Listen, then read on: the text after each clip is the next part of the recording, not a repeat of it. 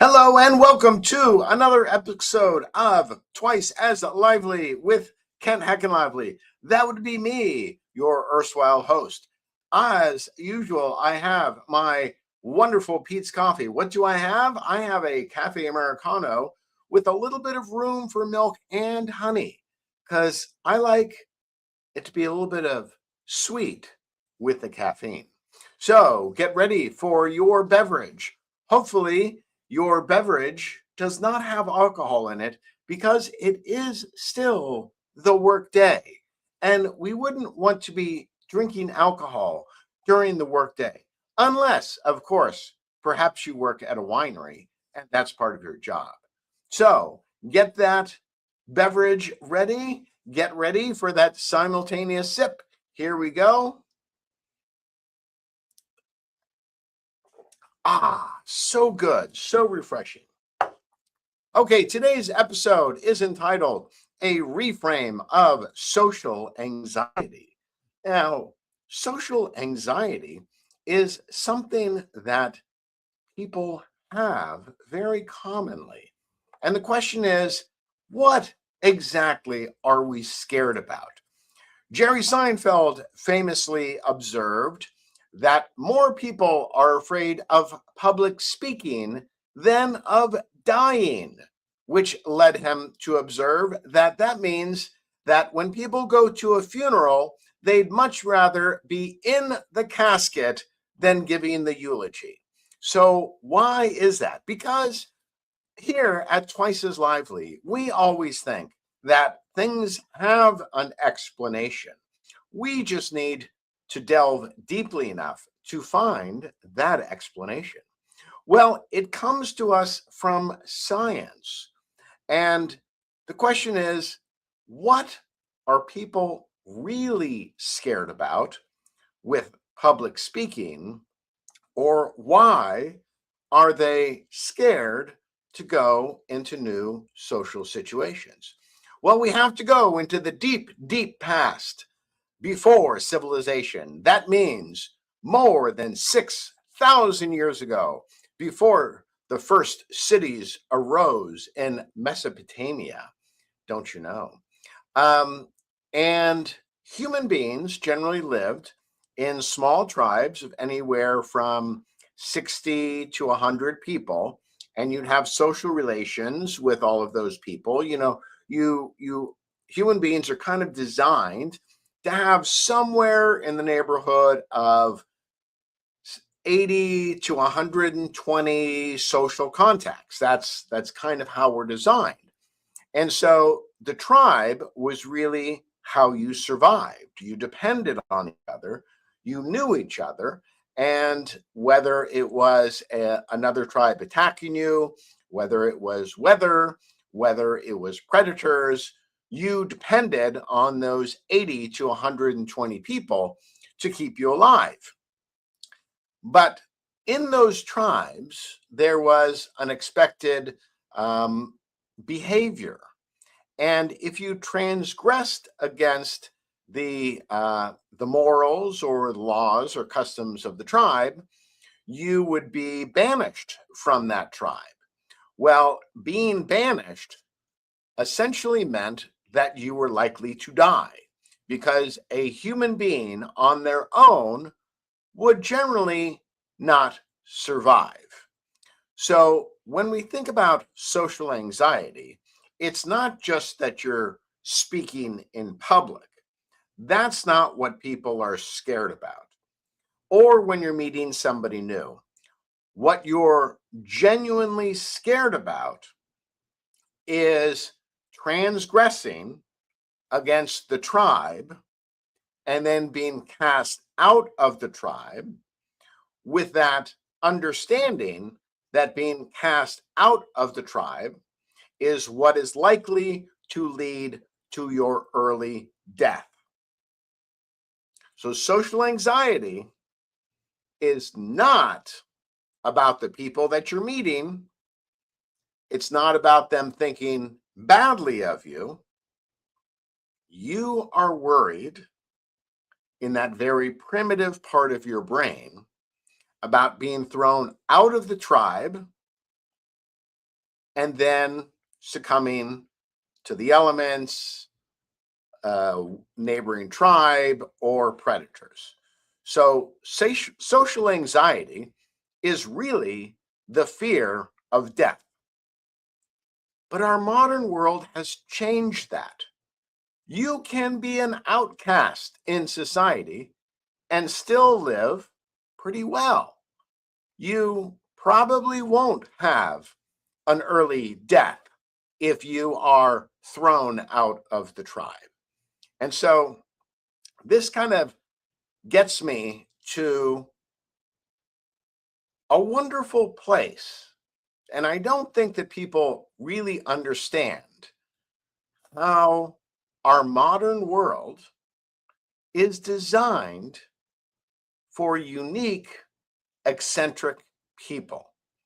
It's designed for unique, eccentric, and creative people because the threat of imminent death because you've been thrown out of the tribe has kind of shrunk to close to zero. And so I keep thinking about this in terms of the general makeup of human beings. One of the things that I believe is that roughly 75% of human beings are designed to follow the orders of the leader.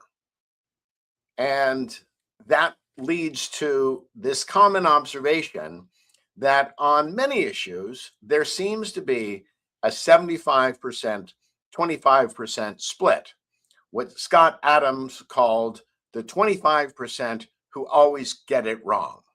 Well, I disagree with Scott Adams that it's the 25% who always get it wrong.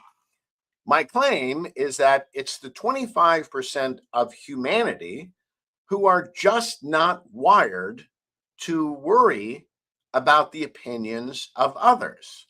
And the best form of government is that which has been utilized by the United States, which is majority rule, but minority rights. Because there's always going to be this 25% of the public who just doesn't buy whatever the authorities are saying. And so humanity really evolves because there is this tension between followers and those who are more independently minded. And so for that 25% of the population, and I count myself among that number, who are always questioning authority. And hey, look, if we ask a question of authority and authority provides a reasonable answer, all right, we'll jump on board with you. We'll join the parade. But don't expect us to join the parade if you don't explain it to us. So here's the reframe for social anxiety. The reframe for social anxiety is you don't have to worry anymore about being an outcast and facing an early death. Civilization has made it safe for you to fly your freak flag. Whatever your freak flag is, you can fly it and you will find your tribe. That has never been more true than in these days of social media. You can go on the internet and connect immediately to numerous individuals who share whatever kink it flies your freak flag.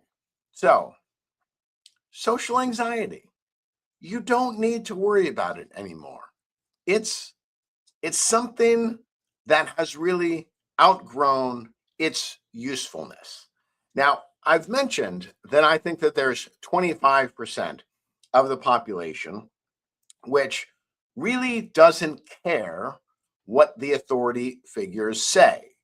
And if the authority figures say something that is stupid, you can expect that 25% to be the first to raise their hand and to say, "Excuse me, I have some questions about that." Could you please answer this?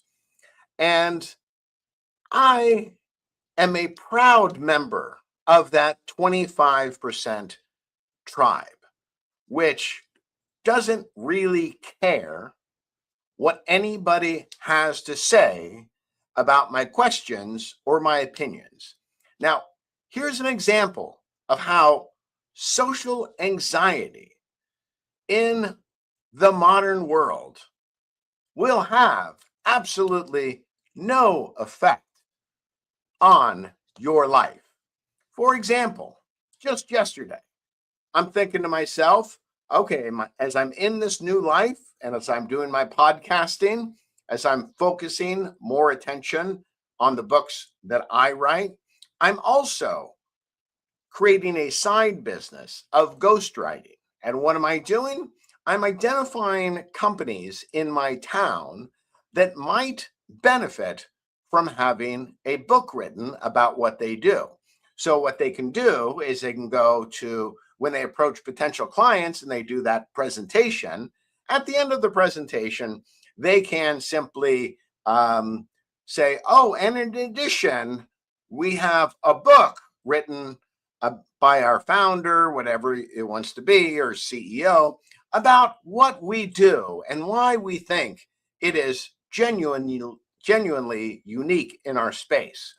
Now, what that means now is I'm doing some cold calling. I'm just showing up at these companies and presenting my materials. But am I being a little bit underhanded in how I'm doing it? Yes, I am. Because what did I want to avoid? I wanted to avoid looking like that stiff salesman showing up in a suit and tie and going, "Hi, I'm Joe Jones from Acme, and I think I have a great service for your company. Who can I talk to?" I thought, no, I don't want to do that shit. I I want to get in to the decision maker the easiest way possible. So, am I running a scam on these people? I'll let you decide. I'll tell you what I'm doing. So, I don't wear the jacket when I go out there.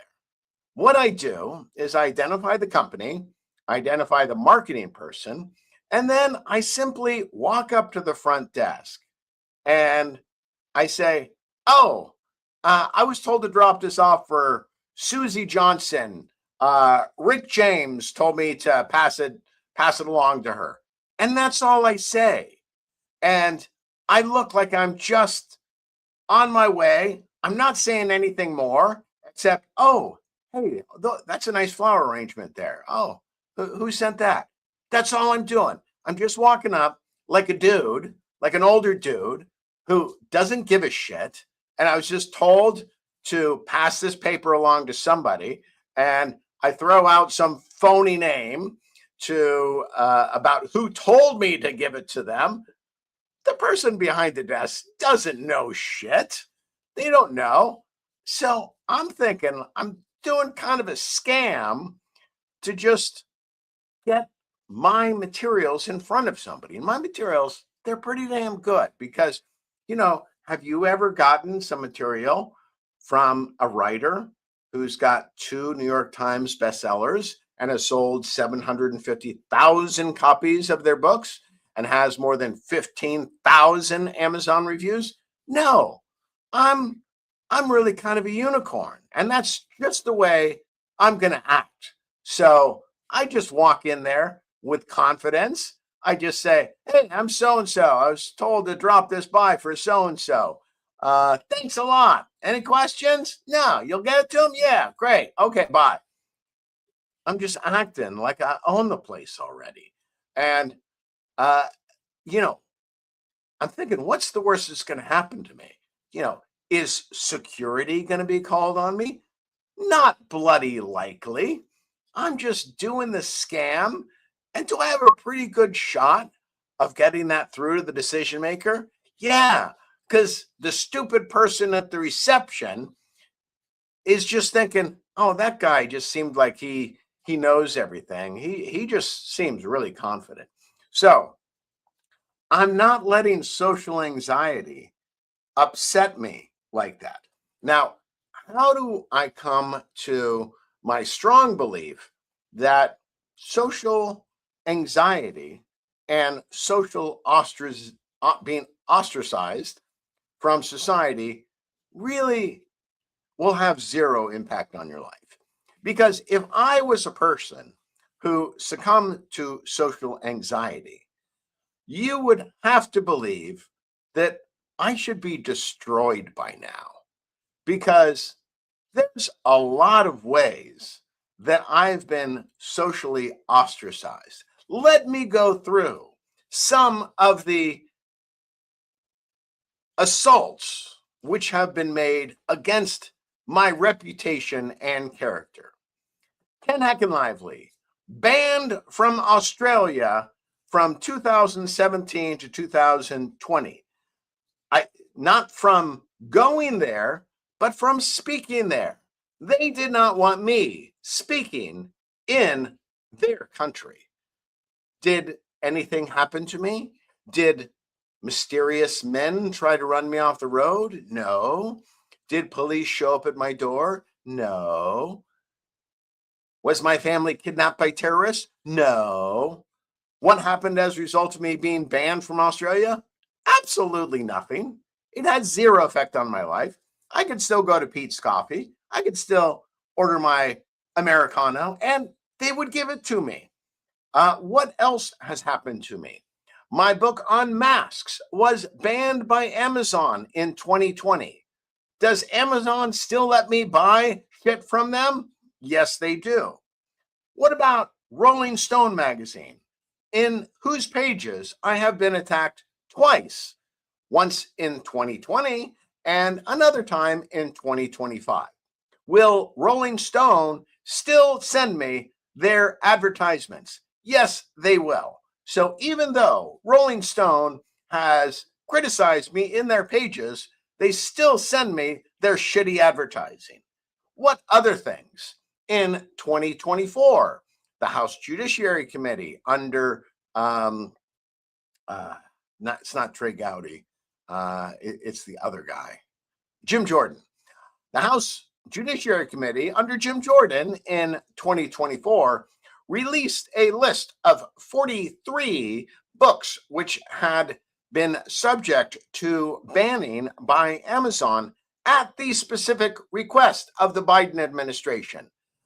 3 of my titles were among those 43. So, did anybody from the Biden administration come after me? No. And, a little bit of sidelight on that. They didn't ban my worst books. They banned some of my controversial books, but a couple of my other books, which are really controversial, they left off the list, which just goes to show, the government is not that efficient. They can't even come up with a good list of books that should be banned. So, did anything happen to me as a result of that? No, my life is exactly the same. So, I have gone through some of the worst social ostracizing that any human being can endure, and the effect on my life is exactly zero. So, whatever you are worried about, don't worry about it. Just do whatever shit you want to do and make sure it's the right thing to do, but don't worry about what people are going to say about it.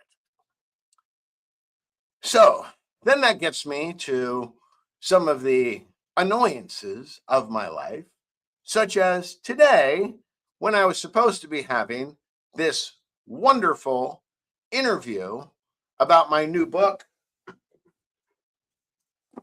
This Never Happened, a call girl in DC. And I was really looking forward because it was an on-camera interview.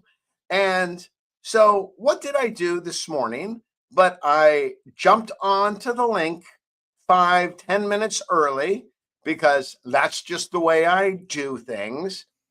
and the guy wasn't there, and I waited 10 minutes past the time, 20 minutes past the time, half an hour passes, and finally the dude shows up. And is he ready to interview me? No, he's got somebody else on there. And so I'm thinking, all right, so maybe this got booked for the wrong hour because I'm on Pacific time and it was given to me in Eastern time. So, I've seen that mistake happen a couple times. So there I sit on the computer watching this other guy talk about his real estate business. And I'm thinking, okay, well, shit, how am I going to go from, oh, here's my real estate business and here's how I'm using AI to, hey, what is it like to write a fiction book? And how much of your fiction is true? And how much of it is made up? And so I'm waiting. Okay, so the host finishes up with his final question for the guest. And I'm thinking, oh, okay, so now I'm gonna be brought out of the waiting room, and he's gonna go, hey, hi, Kent. Okay, we'll get ready for the show. What does he do? He closes the goddamn link. So I'm saying to myself, I've been forgotten. So I'm not anxious. I'm annoyed. So that's my social annoyance.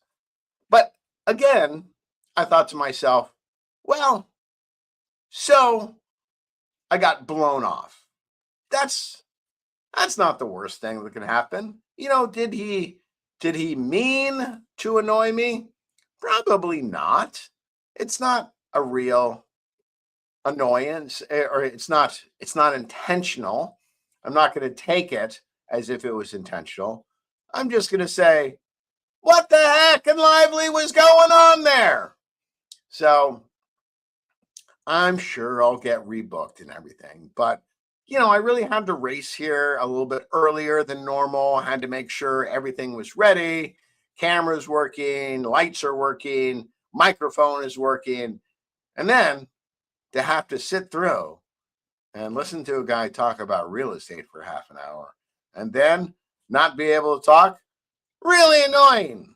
But I'll move on from that, because one of the ways that you don't fall into depression or anger is you switch to something else. So what am I switching to in my mind to get over my annoyance at being canceled for that show? Well, I started a new book. In fact, I've started two new books, another fiction book, and then another book about the criminal justice system. And let's talk about that social anxiety. What do I know about the criminal justice system? Pretty much nothing. Nothing. And so what about that voice in my head which says, stay in your lane, stay in your lane? Well, that's the stupidest voice in the world. Now, I listen to it because it's true. I don't know much about the criminal justice system. I have never spent a night in jail. So, not unexpected. I mean, look at me. Do I look like a convict? Do I look like a criminal? No, I don't think I do. Even when I mug for the cameras, everybody looks at my face and goes, nah, not a dangerous person. Okay. But that's why I do pair up with somebody who does have knowledge of the criminal justice system. And so I shift my frame. I shift my frame from, gee, I'm really annoyed that that host blew me off, to, I wonder what it's like growing up in a crime-ridden environment. When I think about growing up in a crime-ridden environment and what that might be like, do I have a lot of time to worry about my own gripes about being forgotten for a show? No, I don't. Suddenly, I'm in the frame of mind of, wow, some people lead really tough lives, and then they get into trouble, and then hopefully they can turn their life around. And suddenly, I'm not anxious and I'm not annoyed. I'm just really intrigued about how I can best tell that story, how I can best tell the story of how people fall into crime and how they get themselves out of it. And that's another way to avoid anxiety, which is to focus not on yourself, but to focus on others. And what I'm going to end with in this broadcast is I saw this wonderful TED Talk by a guy named Nicholas Epley, and it's entitled Simple Habit for a Happier Social Life. And so uh, uh, Nicholas Epley is apparently a professor at the University of Chicago, and he takes the train to work. And he performs a lot of social experiments. And one morning, he decided to perform a social experiment with him as the subject. And what he was noticing, or what he was thinking about, is that uh, we know from the data that the more social you are, the happier you are, and the better your health is. Yes, that's right. The more friends you have, the more people you laugh with, the better it is for your health. And that effect can even be larger than the effect of exercise and diet. I'm not saying those aren't good things, they are, but let's try to put it all together, because part of this broadcast is about helping you live your very best life.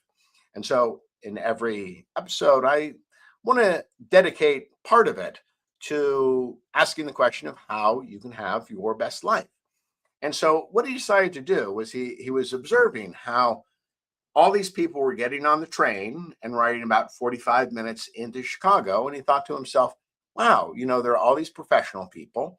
We're all sitting in the train and we're all in our little acreage of solitude. Love that expression, acreage of solitude. And so he thought, well, let me just see if I can break through that. I've got 45 minutes. I'm going to be seated next to somebody. Let me see if I can engage them in conversation. And he talked about how immediately this pessimism came into his brain. And he said to himself, oh, gosh, look, if somebody's not talking to me, they don't want to talk to me. They're just looking to be quiet. They have no interest in talking to me. We won't have anything to talk about. But he thought, okay, shut that thought down and let me just proceed. And so he notices that the woman sitting next to him has this nice red hat. And he says, oh, hey, that's a nice red hat. I have one just like it at home. Kind of a funny little jokey thing. And to his surprise, she, laughs, and they start talking about their families. And pretty soon, 45 minutes passes, and, they've just had this great conversation. And he realized, and then from that, he decided to design a set of experiments, which was he would ask people before they got on the train, uh, you know, whether they felt like they were appropriately social in their life, whether they wanted more social interaction. They generally said that they did. And so he said, okay, so what we want you to do is we want you to talk to somebody who you sit next to and try to engage them in conversation. How do you think it'll go? And, like he felt, overwhelmingly the people thought, oh no, that won't go very well. It won't be fun. I'll annoy them and I won't like it. And they said, okay, now we know what you think will happen. Now do it. And so they did it. And they actually found that they loved it. And he used this kind of throughout his own life. And what he was realizing is he had too much pessimism about how the attempt to be social with other people would go. And he underestimated how much people would appreciate it. Because at the end of that first ride with the woman in the red hat, at the end, she said, thank you very much for talking to me. I really enjoyed that. That was great. And so that left him with this feeling of, wow, we're probably all stuck in our own minds as we're around people, thinking that they don't want to talk to us. And the truth is, they may be just as lonely as we are. And so uh, they did many more experiments, including setting people up to have conversations who had starkly different views on many current events. And again, they found the same pattern. There was pessimism at the beginning, before they initiated any social contact, that it wouldn't go well. But after it, they found out that people really did enjoy it. They enjoyed it much more than they thought it would. So this goes back to one of the central themes of this show, is that I sincerely hope that this is not the best part of your day. I hope the best part of your day is when you are talking face to face with real people in front of you, not some devastatingly handsome guy on the internet. And so that's the end of my show today. Go out and be social.